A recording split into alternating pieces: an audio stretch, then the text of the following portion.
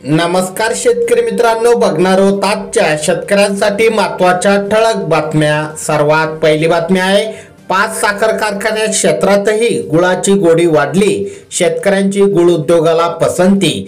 त्यानंतरची बातमी आहे, आता 45 दिवसात विहिरींना मंजुरी, सोलापूर जिल्ह्यातील 3319 शेतकऱ्यांना मिळणार विहिरी, पाणी संकटावर जलताराचा पर्याय। त्यानंतरची बातमी आहे, डिसेंबर पासून बाजारावर कापूस आवकेचा दबाव। त्यानंतरची बातमी आहे, शेतकऱ्यांना ड्रोन साठी अनुदान मिळणार। त्यानंतरची बातमी आहे, कांद्याच्या दरात घसरण, सोलापूर कृषी उत्पन्न बाजार समितीत उच्चांकी आवक।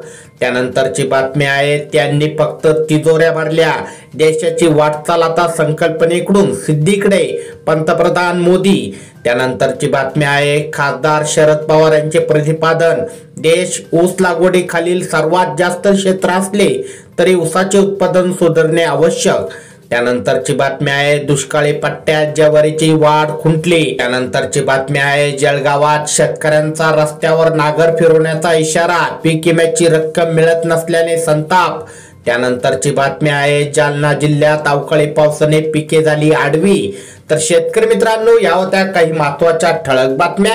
व्हिडिओ आवडल्यास लाईक करा, चॅनलवर नवीन असाल तर खाली दिलेले सबस्क्राइब बटन दाबून बेल आयकॉन नक्की दाबा। अशाच प्रकारच्या दररोजच्या ठळक बातम्या तुमच्या मोबाईलवर बघण्यासाठी धन्यवाद।